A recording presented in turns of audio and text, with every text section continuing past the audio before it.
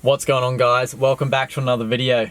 So today I'm doing a Q&A in the car, as one of my subscribers wanted me to do the Q&A while sitting in the car. So I'm going to read through the comments on my last video and on my Instagram post and answer all your guys' questions. So to make this video even better, I have purchased a Video Mic Pro Plus shotgun, if you guys can see that properly. But I'm gonna hook this up to the camera just so it sounds better. Well, I hope it does. I'm gonna hook this up and see how the audio goes, considering I'm gonna be doing a lot of talking in this video. Here it is. All right, so these things run on batteries, and it's got a little rechargeable battery that it came with, a little road battery, as you can see right there. There's a charging cable. Look at the padding on the microphone from the cable in the box compressed against it. So the reason why I bought the Video Mic Pro Plus, which I think is the top of the range for the Rode shotgun mics, it has an automatic on and off when you turn the camera on and the camera off. So it just means that one, I capture all audio, and two, it doesn't go flat on me when I forget to turn it off. So this way I should always have crisp audio, and my videos quality should be just that little bit better. You can even adjust the decibels and stuff on the back, and it's got LED lights and whatnot. The battery on it slots in the front. There's a little flap that you got to pull up. Click. I'm filming on my iPhone right now.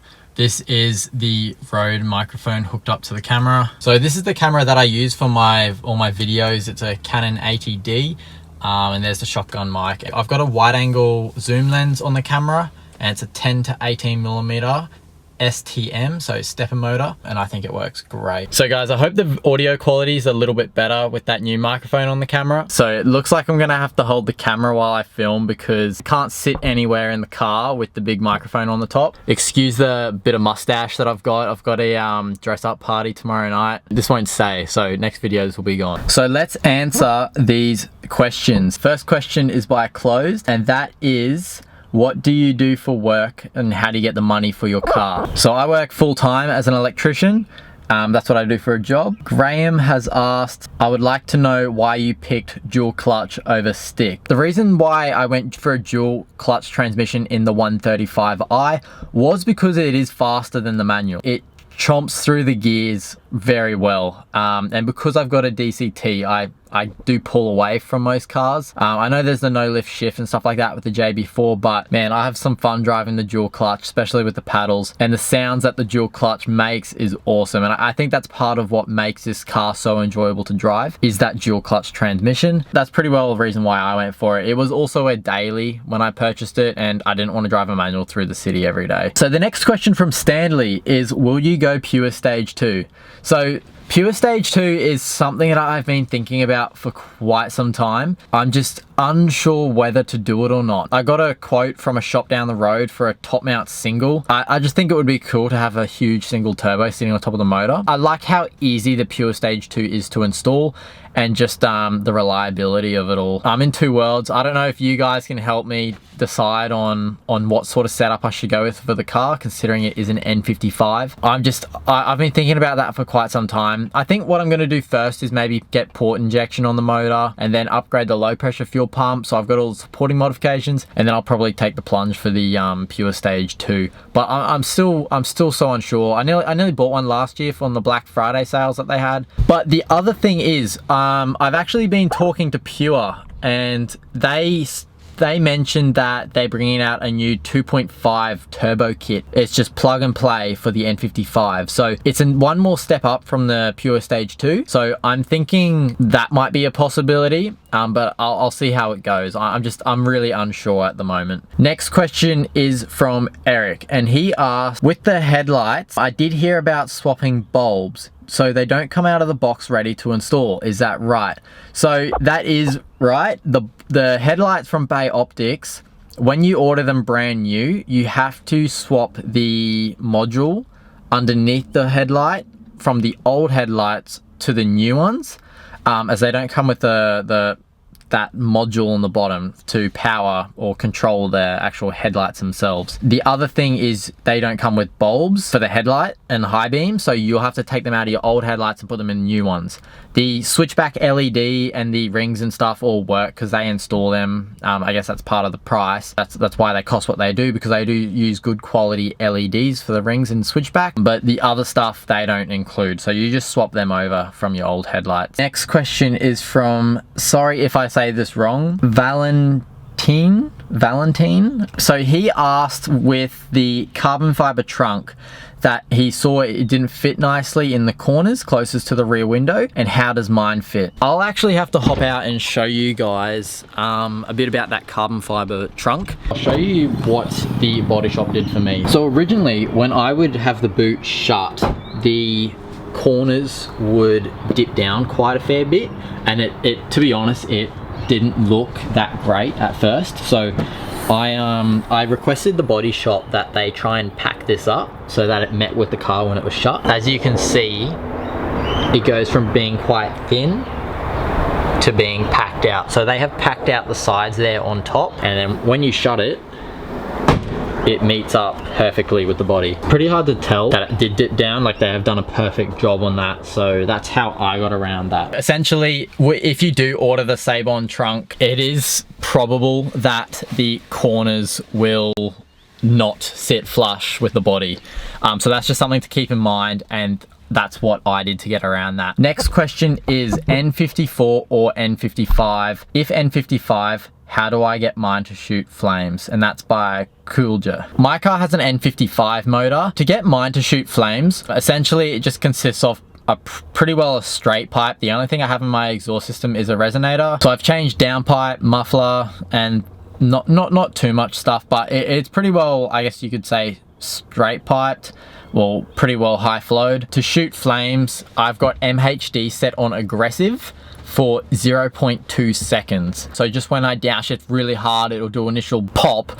That's quite loud. But to shoot flames, I just throw it into neutral and just give it a huge rev. And when it does that pop at the top of the RPMs, it pops a flame. Okay, so next question is by Taylor, and that is, what is your exhaust setup? So that is my exhaust setup. It's pretty well straight pipe. I kept the same size for the muffler and stuff, but I was thinking about changing it to a 3.5 or a 4-inch downpipe, and then 3-inch for the rest of the exhaust. But I'm not too sure yet. I'm pretty happy with how it sounds now and how it drives, so I'll probably just leave that for now. So Taylor's second question is, how is the reliability of the car? I have found this car to be extremely reliable, like extremely. Compared to my previous car, which was a 3 Series, that 4-cylinder had so many like prone issues. This thing still has some of those issues, like the valve cover gasket, the oil filter housing gasket, stuff like that. There's a few other common N55 issues, but the reliability itself with the car is pretty damn good, providing that you service it at every service interval that is required. So say you change your spark plugs, your coils, the water pump, just all those sort of things. When it's required, that BMW recommends that it's serviced. If you change it all, it does pretty good. The only downside that I've had with the car, reliability wise, is the high pressure fuel pump. Mine died. It gave me really bad misfires, so for a few weeks I couldn't use the car until I had that new pump and I put it in. Yeah, that was frustrating, as well as when my spark plugs died when I didn't change them because I didn't realize I had to wait for new ones to arrive. I mean, they're just common things with these cars. If you change them at the intervals, you're fine. I think the high pressure fuel pump's prone to die around 80,000 to 100,000 Ks. I'm on 90,000 Ks, so I think if I had to change to 80,000, like, I wouldn't have ran into that issue. But it's money, and the high pressure fuel pumps aren't cheap, so that's why I didn't change it at 80,000. Next question is from Rodrigo. Did you also have to replace the front and rear fender liners with the 1M fender liners, and how is the fitment? So the front of the car is all 1M guard liners. Along with ordering the fenders, I got the plastic guard liners that run like inside of the arch. It's meant to fit perfectly, because it is OEM. It just fits just as it would on a 1M. But for the rear, because I went aftermarket rear quarters, I didn't do 1M rear guard liners. The body shop actually made up some custom ones and put them in there. That's how I got around it. So the fitment in the rear is all right. I guess it's not OEM or genuine, so it won't be 100% like perfect, but the body shop's done a pretty damn good job at it. The front's OEM though. So next question is by Elliot, and he asked, what was the most expensive part from the genuine parts that you put on your car? I'm gonna go through my build list and I'll tell you that now. The most expensive part, funnily enough, was actually the 1M mirrors. So I ordered the 1M mirror glass from overseas a couple of months ago, and it just arrived yesterday. So I'm gonna chuck that in and take out the little plastic mirrors that I bought from Super Cheap. I'll be able to see properly and change lanes with confidence now. I mean, some of you guys probably aren't interested in doing the 1M mirrors. Just to give you an example, the 1M mirror assembly without the glass or the mirror cap is $1,500.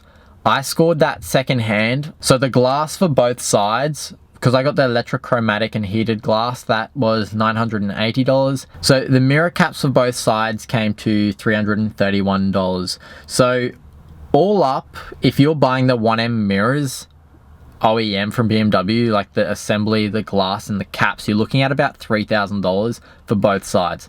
And I mean, that's quite expensive. I was just fortunate that I found the assembly secondhand, but I still had to pay the premium for the glass and the caps because I did buy them brand new. Some of you guys won't be buying those mirrors, I know that, if you're planning to do this conversion. Individually, the most expensive genuine part is the side mirrors, but other than that, it would have to be the front bumper.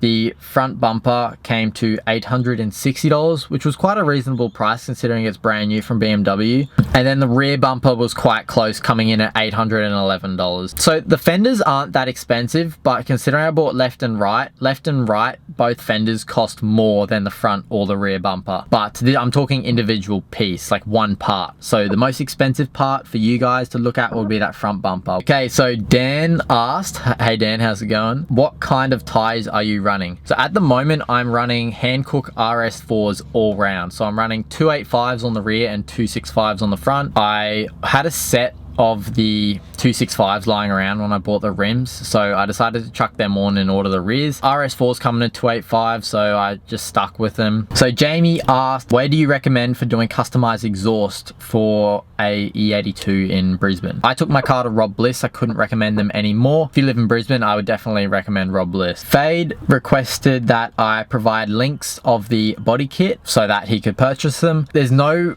real links for the majority of the kit as such as it was from BMW, so you would just have to contact your local BMW dealer and they would have to help you out from there. The side skirts and the rear diffuser were bought from Carbon Addiction, and then the hood and the trunk were bought from Sabon Carbon. They're pretty popular companies. If you look up on Google, you'll find that. The next question is from Lockie, and he said, do you think you could chop my Ford Ranger? I mean, I don't know what engine you're running in your Ranger, but most probably. Neil asked, when are you getting an X5M competition? Probably not anytime soon. They're very expensive, and I mean, if I could cop one, if BMW gave me one to try out for a week, I would definitely take it and do a review on it and whatnot. That would be it'd be quite a weapon, but the answer to that is not anytime soon at all, like at all. Angus asked, what's up, Geg? When will the Dark Knight go to Lakeside?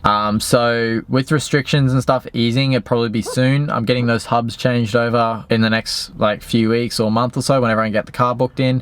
So with the new alignment and stuff, I'll be able to hit the track. I've got the new glass on now, so it's safe, I guess, on the track. Probably not too far off. Matt asked, how long were you set on getting a 135i? If the 135i never happened, what could have? I was originally set on getting an M2, 2016 model M2. This was back in 2018. Yeah, so it was 2 years old, because I've had this car for nearly 2 years now. So happy I didn't, as considering on how much it was, it would have just stayed stock, whereas this one I managed to completely modify. I was set on getting a 135i for quite a while. It had always been a dream car.